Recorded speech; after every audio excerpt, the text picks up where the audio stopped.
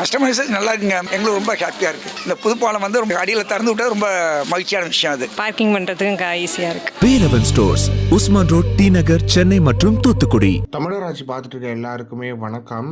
நம்ம இந்த காலத்தில் வாழ்கிறோம், இந்த தாவேக அரசு ஆட்சி காலத்தில் வாழ்றோன்றது கொடுமையான விஷயமா இருக்கு. இந்த நிலையில இந்த விஜய் பாலாஜி அப்படின்னு ஒருத்தர் இருக்காரு. அவர் ஒரு அமைச்சரா.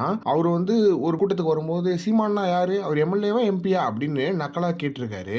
இதுக்கு தம்பிகள்லாம் பதிலடி கொடுத்துட்டாங்க அப்படின்றது தெரியும். ஆனா இதுக்கு மாதேஷ் அவர்கள், ஜர்னலிஸ்ட் மாதேஷ் இருக்காருல்ல, அதன் தமிழ், அவர் சொல்லும்போது, மாண்புமிகு அமைச்சர் பாலாஜி அவர்களே, அண்ணன் சீமானை நாடே அறியும் அவர் தமிழ்நாட்டின் தலைவர், நம்முடைய முதலமைச்சர் கூட மாண்போடு அவருடைய வீட்டுக்கு சென்று வந்தாரே, நீங்கள் பார்க்கலையா?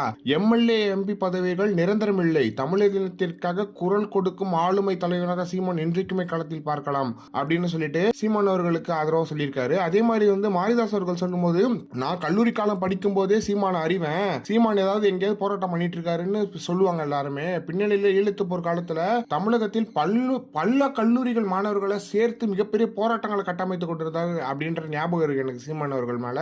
ஒரு முறை நான் அண்ணா ஹசாரே அவர்களுக்காக ஒரு போராட்டம் பண்ணிட்டு இருந்தேன் 25 நாள் மதுரையில. அப்போ சீமான் அவர்கள் பத்தி ஒரு சிறுவன் பள்ளி சிறுவன் என்கிட்ட சொன்னான். அதாவது என்ன சொன்னா அப்படின்னு பாத்தீங்கன்னா, சீமானன்னா 7 பேர் விடுதலைக்காக போராடிட்டு இருக்காரு, நீங்களும் உங்களோட குழுவை சேர்த்து போராடணும் அப்படின்றத சொல்லியிருந்தாரு. ஆனா நீ என்ன பண்ணிட்டு இருந்த அப்படின்னு சொல்லிட்டு அந்த அமைச்சரை கேட்கிறாரு.